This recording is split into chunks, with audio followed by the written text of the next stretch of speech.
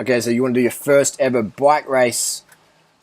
What do you need to do? These are top 5 things you need to do before your first bike race. 1, you need to make sure you have insurance because you could end up in hospital with broken bones. Now, depending on where you live, what the race, if the race has insurance, which is generally they never have insurance, you got to make sure that your insurance covers you. Because that guy smashed his face into the concrete, dental damage, bang. So he got crashed out. He didn't even crash. Someone crashed him into him. So you might be the best rider in the world. Someone's going to crash you out. Look at this again.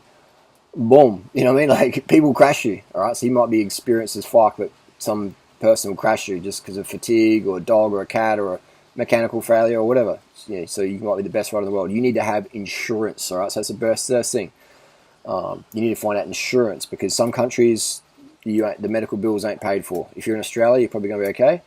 But if you're in the USA or Canada or Thailand or wherever, not many insurers are going to cover bike racing. So you need to be really clear with that. Unless you've got a few $1 million disposable income in the bank. But even then, you might be intensive care, you might be in a coma. And that's like $100,000 a day, $50,000 a day at least. So make sure that you have insurance. That's the first thing. Second tip, I can tell. I've raced since December 1997. So this is not stuff I've read on the internet. This is actually real world stuff. I remember one time a friend's girlfriend had an accident overseas, and she had to get a Learjet. Seriously, she was in a coma. She had a head injury on a farm, and then she had to get a Learjet, and that was almost like $500,000 medical bill. No shit. That's my friend Dan, his girlfriend Sophie, many years back. So yeah, she had to get a Learjet from, I think it was Mexico to the US. So it's and this was just at a fucking organic farm, all right? So that's an organic. If someone needs a Learjet from an organic farm, then shit can happen. So make sure you have insurance. Make sure it covers bike racing. And so next thing is you have to be prepared to crash. All right. Now I'm being daddy here, but you have to be prepared to crash. You have to be prepared to have time off work, broken pelvis, pins in your tibia. You have to be prepared for dental damage. You have to be prepared for head injuries. You have to be going, is this really, really worth it for a plastic trophy? All right? Because this is what you're racing for most of the time. Especially if this is your first race, you're racing maybe for plastic. Maybe you're racing for fucking 20th position. Who knows? You're going to put your life at risk for pretty much fucking nothing. So just letting you know. It's bicycle racing, the most dangerous sport in the world. Nothing comes close. You got a piece of Lycra. You got a 199 gram fucking plastic helmet from China, and a bit of gloves and Lycra, and then you got tarmac, you got fucking razor wire, you got fucking concrete pillars, you got cars, you got fucking you got just insane. The risks are insane. These are all professional riders. These are the best of the best. All right, so if these guys are crashing, you can imagine what's going on in amateur riding. It's fucking crazy as fuck out there. So you got to be prepared to crash. You got to be prepared to have time off work, broken bones. So first step, insurance. Second step, do you want to crash? Do you want to smash? All right. If you're not willing to smash your face in the tarmac, bike racing is not for you. Do cyclocross instead. All right. So step number 3 would be get some experience by doing bunch rides. But a bunch ride is not the same as a race, because bunch rides, people wait up for you. It's very casual. Racing's cutthroat. Racing is where people are not your friends. It's totally different in a race. It's crazy in a race. It can get pretty fucking toxic out there. So get some experience. I would recommend cyclocross racing. I'd recommend at least 20 cyclocross races. Do a season of cross, because you're in a bunch there, you're going around corners, it's pretty tight, there's crashes. And cyclocross is a great one to learn how to crash and detach from the pain. Because crashing on the road fucking hurts, man. It fucking hurts. Crashing cyclocross, you generally laugh about it, and people cheer on, oh, you had a crash. But on road, it fucking hurts, man. So, it hurts slamming the fucking concrete at 10k an hour or 60k an hour, or slamming into a fucking barrier. And just getting that, when you smash your helmet open and stuff like that. So be willing to do that. So get some experience up. I recommend cyclocross racing, because bunch racing is not the same as racing. You learn how to draft in a bunch. You don't learn how to race in a bunch. They're totally different things. Totally different beasts. Totally different. Bunch riding teaches you how to draft, but even still, I can tell people who have never done racing in the bunch, they don't really know how to hold wheel properly or tactics, etc. So racing teaches you tactics, and nothing replaces that. But I would say the best, if someone really wanted to race, then I would say don't race because road racing is so fucking dangerous. If they really wanted to do that, they'd go, Harley, I'm willing to smash my face into the ground, get a big scar on my face or a big scar on my leg, pins in my wrist. I'm willing to do that all for a plastic trophy. Then it's like, okay, great, I understand that. I think you're crazy, and I would recommend you do a season of cyclocross racing first so you get some bike skills and you get used to getting bashed and bumped around in a bunch. Because here's the thing, people go into a bike race and then someone hits them. You know, someone crashes and hits them and they totally flip out. They've never had that experience before.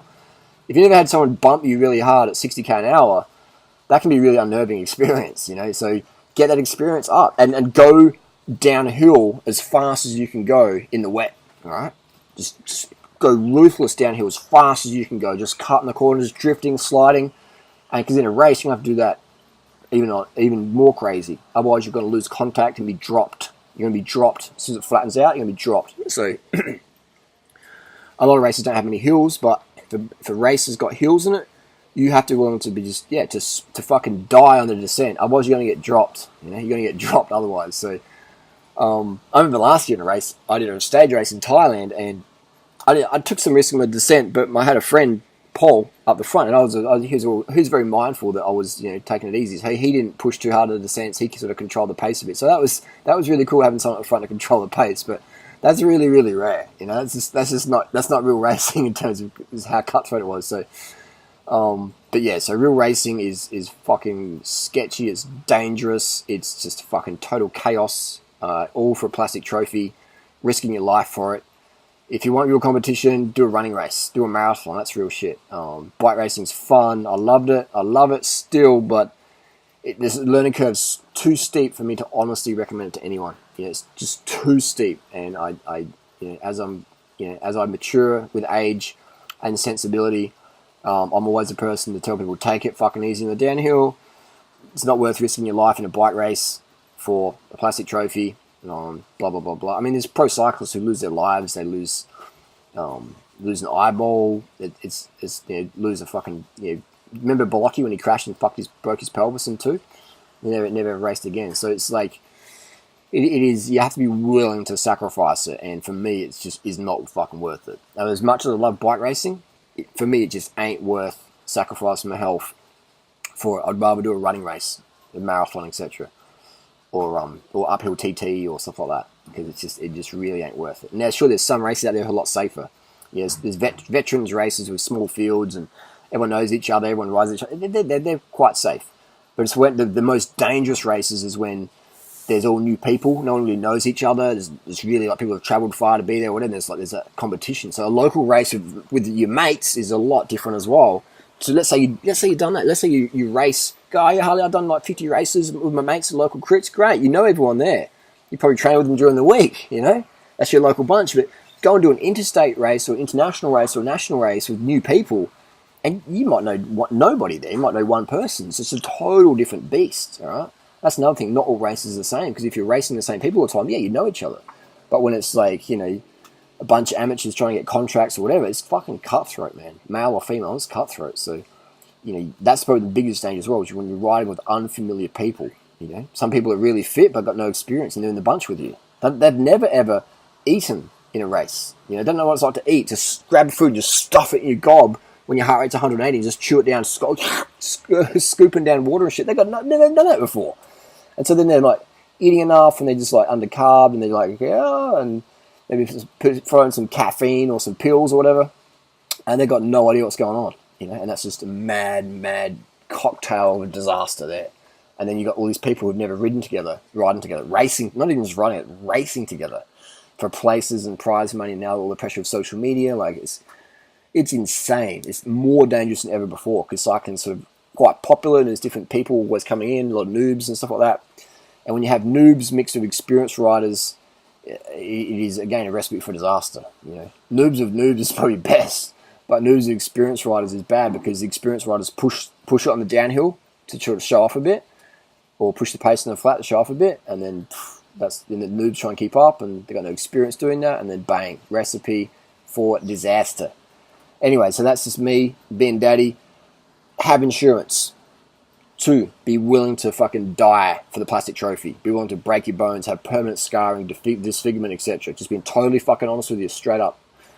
3, get experience. Do some bunch rides, ride around an oval with a friend, get your friend to bump you hard, get your friend to try and push you off your bike, have stuff like that, like have your friend standing there, your friend just pushes you or try and push you off your bike. Get pushed off your bike and see what happens. Do you put your arm out and stab your collarbone, or do you learn to tuck and roll? Things like that. That's on the grass, that's on the oval.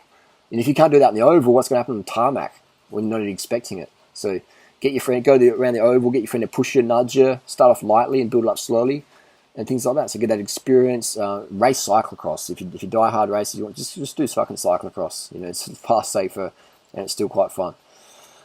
But that is my comments and criticisms. Top 5 things to do. How many was that? That was 1, get insurance. 2, be willing to die. 3, get experience by racing cyclocross. 4, ride around an oval, get your mate to bump you, see what it feels like. And probably 5 would be bombing down the descents in the wet, just like kamikaze, motherfucking kazi. Right? So if you're not wanting to do that in training, then you're not going to do it in racing. You'll be so dangerous in racing. So you have to be willing to be cutting across the lanes in training. If you can't do that in training, then you won't be able to do it in racing. Only what we can do in training is what we can do in racing. So it is the only difference is maybe you will take more risks in a race because everyone else is doing it. But that again makes it a recipe for disaster. So you've got your insurance, you've got willing to die. Maybe you do a wheel, right out a wheel. But seriously, it is a crazy sport. It's fantastic, but it is just so dangerous. And I see a lot of people out there who have no experience, no idea. They go, I'm going to do a race. And I don't know, I remember a few years ago, I think it was 2011, watching a girl get put in intensive care from a head injury. And ever since then, I was like, I never saw racing the same. So I'm thinking, she was a rower, Olympic rower, I'm pretty sure. And she came over cycling, heaps of fitness, do a bit of training with her and that. And then she's doing the crits. So I'm just thinking, this girl's pretty new, but fast. So she was in the fast group, and we were the fast group. Then it's even more dangerous because you can't have time for reaction. And then I think she just clipped a wheel, or someone went down in front of her. I don't think it was her fault, but she had a massive head injury, and that was horrific. The whole vibe of the whole race, the whole Victoria Park, it just went silent, sort of thing. So it was quite unfortunate. But it was I guess witnessing that, it made me a lot more aware that anything can happen any time. And you watch these pros crashing. And these guys are fucking experienced. Pro cyclists racing the Tour de France, etc. Mate, the bike handling skills they have, next fucking level. So if they're crashing, you can guarantee you're going to be crashing at some point. So that's the unfortunate reality of bike racing. Dangerous as fuck. Hopefully that's some entertainment. Hopefully that's some education. Hopefully someone doesn't break their leg now, or doesn't die or have disfigurement because they're maybe a bit more prepared, or maybe they've got second thoughts, maybe thinking, maybe I'll stick with running racing or cyclocross. Stick with cyclocross, man. That's really the safest racing there. Otherwise, it is just, man, it's nuts. And I love that I don't have to risk my life anymore on races and stuff like that. So if I ever do racing again, it'll be probably the Masters, small bunches, people I know, bit of fun, bit of banter. Not technically real racing because you don't have to die for it. Stuff like that. So yeah. But once you do those national races, it's a different ball game. People you don't know, energy's high. It's like fucking pack's really nervous. It's full on. Anyway, comments, questions, thoughts down below. See you on the road. Thanks for watching. Carbs, carb the fuck up, motherfuckers. Carb the fuck up. Corn, rice, potatoes, yams, bananas, mangoes, dates, plantain, melons, blueberries, blackberries, mulberries. Get them motherfucking carbohydrates in. Go vegan, motherfuckers. Carb the fuck up, the fuck up, the fuck up, the fuck up.